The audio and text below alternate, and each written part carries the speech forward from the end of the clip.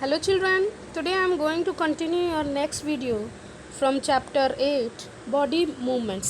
बच्चों इसे previous video में मैंने आपको जॉइंट्स के बारे में बताया था, about fix joint, about pivot joint, about ball and socket joint. तो आज हम बात करने वाले हैं कि muscles contraction move the bones at joints, यानी कि हमारे शरीर में जितने भी मूवमेंट्स होते हैं, इसको आप पहले ही जानते हो बच्चों कि जो हमारे शरीर में जो मूवमेंट्स होते हैं वो बोन्स और मसल्स के टुगेदर काम करने से ही होता है। अगर सिंगल मसल्स है तो वो भी काम करे, उसके सिंगल काम करने से मूवमेंट्स नहीं हो सकता है। बोन्स और मसल्स जो होते हैं एक दूसरे से अटैच होते हैं। और अब हम ये जानेंगे कि मसल्स के कॉन्ट्रैक्शन और रिलैक्सेशन से हमारे बॉडी के अंदर मूवमेंट्स होती हैं। Okay, let us start. Muscles is the fibrous tissue in the body that has a ability to contract when asked to do so by the brain। यानी कि हमारे जो मसल्स है वो एक प्रकार की फाइबर टिश्यू होती है जिसके अंदर ये एबिलिटी होती है कि वो कॉन्ट्रैक्ट्स कर सकता है, यानी कि वो फैल सकता है और सिकुड़ सकता है। When a muscles contracts it shorten becomes smaller। जब मसल्स कॉन्ट्रैक्ट्स होता है तो वो छोटी हो जाती है, it becomes smaller। Muscles are attached to the bones of our skeleton, so when the muscles attached to the bone contracts it pulls the bone, due to which the bone moves at the joint। यानी actually क्या होता है कि जब muscles जो होते हैं जो बोन से अटैच होते हैं, जब वो कॉन्ट्रैक्ट्स होते हैं यानी कि जब वो शॉर्टन होते हैं तो वो कहीं ना कहीं बोन से अटैच है, इसलिए वो खिंचाव पड़ता है। जब वो बोन्स को अपनी तरफ खींचते हैं तो जहाँ जोड़ों पे हमारे जो बोन्स हैं वो मूव करते हैं। A muscles can only pull a bone, it can push a bone, so another muscles attach to the same bones has to contract to move in it position and direction. बच्चों जैसा कि muscles जो होता है वो हमेशा pairs में काम करता है। पेयर्स यानी कि जोड़ों में काम करते हैं। बीच में हड्डी होती है, उसके दोनों तरफ मसल्स होते हैं। जब एक मसल्स कॉन्ट्रैक्ट्स होता है तो हड्डी को वो अपनी तरफ खींचता है, जब दूसरी साइड की मसल्स कॉन्ट्रैक्ट्स होती है तो वो मसल्स उस हड्डी को अपनी तरफ खींचती है। तो इस प्रकार से जो मूवमेंट्स होते हैं, this means that two muscles or a pair of muscles work together to move a bone. यानी कि कहने का तात्पर्य ये है कि मसल्स जो होते हैं हमेशा पेयर्स में काम करते हैं, और पेयर्स में काम करते हैं तभी हम बोन को मूव करा सकते हैं। Okay, the muscles join to our bones और स्केलेटन वर्क इन पेयर्स, यानी कि ये जोड़ों में काम करते हैं। When one muscles of the pair contracts और shorten then the other muscles of the pair stretch. यानी कि जब एक तरफ की मसल्स जो होती है कॉन्ट्रैक्ट्स होती है यानी छोटी होती है, तो दूसरे तरफ की जो मसल्स है वो स्ट्रेच होती है यानी वो रिलैक्स होती है। और in this case a contract muscles can not come back to its original stretched state or relax state on its own. यानी कि इस प्रकार जब मसल स्ट्रेच हो जाती है तो वो दोबारा से अपने आप ही वो कॉन्ट्रैक्ट या रिलैक्स नहीं हो पाती है। सो it needs another muscles। A contracted muscles can come back on to its original state only when the other muscles of the pair pulls it back, contracting itself। यानी कि जब मसल्स में खिंचाव हो जाता है तो वो मसल्स अपने आप ही वो छोटी नहीं होती है। कब होगी? जब दूसरे उधर की जो मसल्स है वो जब स्ट्रेच होगी तो ये मसल्स छोटी हो जाती है, और जब ये मसल्स छोटी होती है तो उधर की मसल्स स्ट्रेच हो जाती है। The movement of the body parts in human, यानी कि लोकोमोशन, यानी कि लोकोमोशन का मतलब क्या होता है? Body movements in human beings is brought about by the alternate contraction and stretching of muscles attach to the movable bones of skeleton. तो बच्चों ये याद रखोगे आप कि शरीर में जितने भी लोकोमोशन यानी ह्यूमन बींग्स के शरीर बॉडी पार्ट्स में जितने भी मूवमेंट्स होते हैं वो मसल्स के अल्टरनेट कॉन्ट्रैक्शन और स्ट्रेचिंग के कारण ही होते हैं। Okay, When muscles pull on the bones, they produce movements such as moving head, bending of arm, stretching of arm, walking, running, etc. The contraction of muscles which brings about the movements is controlled by the brain. यानी कि muscles के द्वारा जितने भी movements होते हैं उनको कौन कंट्रोल करता है? It is controlled by the brain.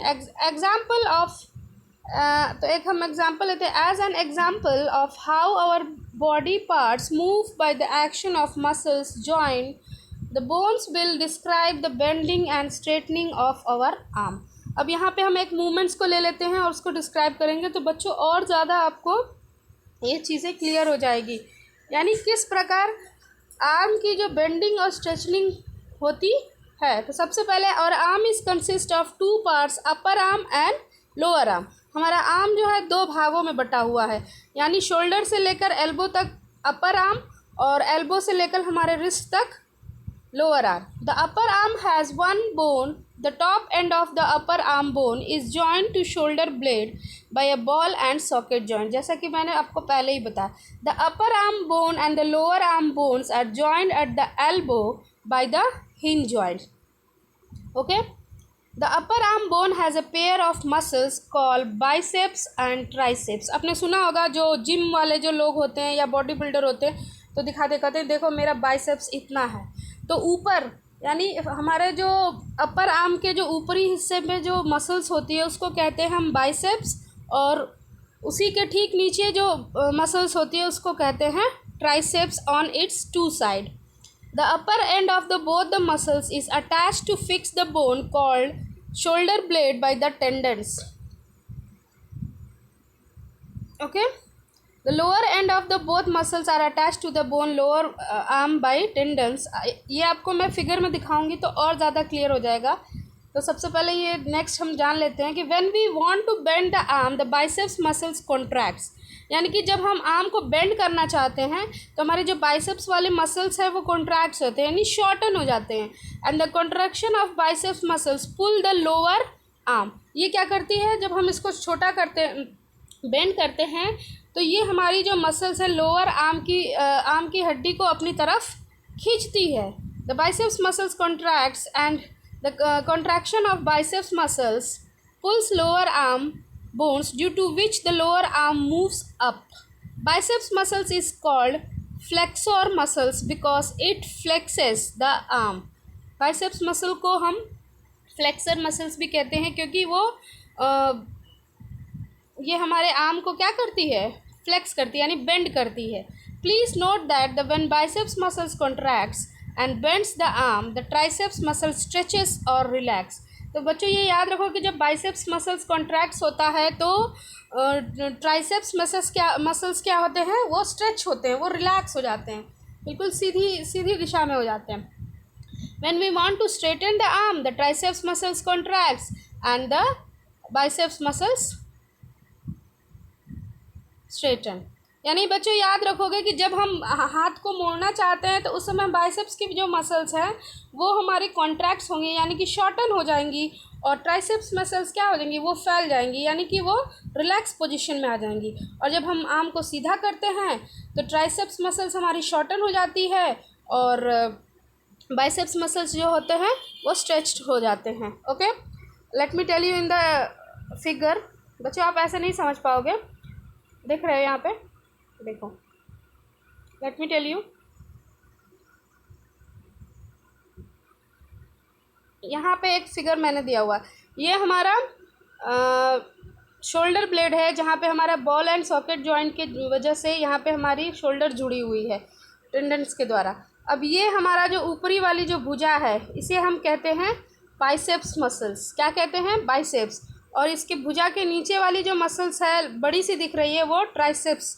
जब ये कॉन्ट्रैक्ट्स होती है यानी कि जब ये छोटी होती है तो ये फैल जाती है, और जब ये छोटी होती है तो ये फैल जाती है.